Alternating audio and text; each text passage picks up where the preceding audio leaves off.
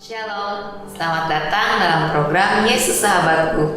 Puji Tuhan, Tuhan Yesus selalu menjadi sahabat terbaik bagi kita semua. Shalom Ibu. Shalom, hai semuanya. Kami mengasihi Anda dengan Yesus. Bu, jika seseorang Bu sudah berjanji dengan seseorang, misalkan seperti meyakinkan, oke, bisa, tapi dia membatalkan janji itu sendiri Bu dengan seenaknya itu bagaimana ya Bu ya? Ini dulang dari lidah dan pelin-pelan. Ini paling menggemaskan. Ya, belajarlah untuk memperhatikan firman di antaranya. Kalau iya katakan ya, tidak katakan tidak. Ya. Kalau kita belum mengetahui kepastiannya, kita bisa menggenapi atau tidak. Jangan janji ya dulu. Ya. Atau lebih baik terus terang katakan oke, nanti kalau saya tiba-tiba jam 4 nggak bisa, saya akan kabari ibu atau saya akan pasti kasih kabar. Atau oke, nanti saya kabari saya datang atau tidak. Nah itu kan lebih elegan, lebih konsekuen ya daripada ya saya datang jam, saya bantu kamu, saya lakukan ini, tapi ternyata tidak dilakukan sama sekali. Bahkan bukan minta maaf. Padahal ya minta maaf boleh, tapi ya jangan menjadikan hal ini kebiasaan. Mengingkari janji, nanti minta maaf. Mengingkari janji, nanti minta maaf. Nggak begitu. Jadi boro-boro minta maaf. Malah ada yang memberi alasan mengapa dia tidak melakukan apa yang dijanjikannya, karena dia yang salah gitu, bukan saya. Padahal nggak begitu ceritanya. Nah itu kan sangat pelin-pelan, sangat dulak-dalik, tidak konsekuen. Padahal seseorang dipegang itu dari perkataannya, omongannya. Apalagi kita anak-anak Allah, kita diberi kuasa di dalam mulut, lidah, bibir kita, sehingga hidup kita pun dikendalikan oleh lidah kita. Hidup dan mati dikuasai oleh siapa? Lidah gitu.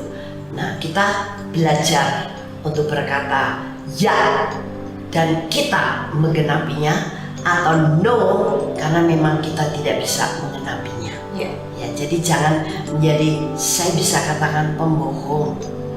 Kalau itu sekali dua kali orang tidak hafal ya, tapi kalau apalagi berulang kali, sekali dua kali aja stop, berhenti, jangan dusta, jangan bohong, jangan mudah mengobrol janji, jangan mudah berkata-kata manis, tapi sebetulnya mulut dan hatinya berbeda.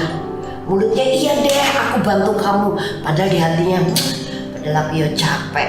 Nah ini kalau kayak begini, kecil kemungkinan dia akan menggenapi janjinya, dia akan konsekuen dengan janjinya. Ya makanya kita di dalam Tuhan harus transparan. Ya katakan ya, tidak katakan tidak. Begitu juga dengan hubungan pertemanan. Jangan kalau di dekat teman kita, wah karena ini udah teman lama ya baik, janji-janji udah enggak apa-apa dah. Kamu kalau ada apa-apa telepon saya aja. Kalau kamu butuh temen, tak temeni. Tapi begitu saatnya situasi itu terjadi pada temannya di WA, ini suruh saya datang gitu sore-sore, saya capek. Di telepon pura-pura nggak dengar, nggak diangkat. Nah ini kan namanya nggak konsekuen. Ini manusia lama, bukan manusia baru gitu. Apalagi berteman dengan menjadi best friend, cowok dan cewek, laki-laki dan perempuan. Dan mungkin Tuhan sedang memurnikan, menggosok, mengajar mereka. Memang mereka nanti kalau akan dipersatukan di dalam pernikahan, atau kalau istilah sekarang, walaupun di Alkitab tidak ada istilah pacaran. Waduh, ngobrol janjinya luar biasa ya. Oke deh, aku sayang kamu. Pokoknya mau menyenangkan kamu. Pokoknya di dalam hati hanya ada kamu. Tapi ketika sudah menikah dan kemudian ini kan dua kepala jadi satu, harus jadi satu. Dua negeri artinya dua keluarga jadi satu juga gitu. Kebutuhan semakin meningkat karena bukan lagi untuk diri sendiri, sekarang buat keluarga. Nah mulai ada benturan-benturan tidak cocok dalam pemikiran, mulai sensitif. Wah, boro-boro bilang sayang kamu, itu sudah nggak teringat lagi, udah lari kemana, ketutup dengan hal-hal yang kemudian terjadi sesudah pernikahan. Nggak bisa lagi bilang begitu. Akibatnya kekecewaan yang ada, akibatnya akhirnya saling melukai, saling tertolak, saling menolak, saling sakit hati, memendam kepahitan.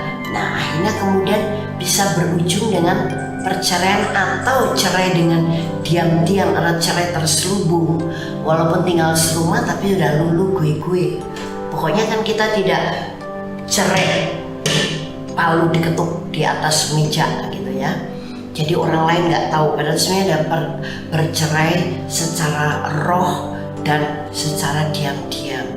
Nah itu karena apa? Mana janjinya yang dulu kok ketutup dengan masalah? Nah kalau kita betul-betul kita mau pegang janji, apapun masalahnya, apapun kondisinya, mengapa itu perkataan sayang sudah tidak keluar lagi? Apakah betul kamu sayang dia?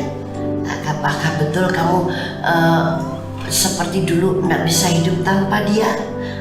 Sayang kamu, berbagai macam lah ya, gitu. Jadi inilah makanya kita perlu untuk belajar komitmen ya di atas ya, tidak di atas tidak, lebih baik tidak, tapi kita tidak mengingkari janji daripada mudah mengatakan ya, tapi kita mengingkari janji sehingga kita melukai, mengecewakan, membuat suasana jadi nggak baik, hubungan juga tidak baik, kita menjadi orang yang tidak percaya. Wow, Tuhan ingin kita menjadi orang Kristen yang berkualitas. Amin. Dan dipercaya oleh orang lain.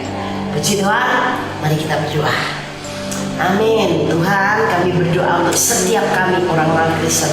Kami belajar konsisten, konsekuen dengan janji. Amin. Ya di atas ya, tidak di atas tidak. Dan kami tidak mau pelin-pelan, kami tidak mau dolak-dalik, kami tidak mau menjadi pembohong, pendusta. Kami adalah orang-orang benar dan kami hidup dalam kebenaran. Amin. Yes. Kami orang yang bisa dipercaya. Amin. Haleluya. Amin. Puji Tuhan. Silakan kirim masalah Anda melalui WhatsApp, juga kesaksian Anda, karena masalah Anda akan kami dukung dalam doa terus sampai engkau menang atas masalah. Amin.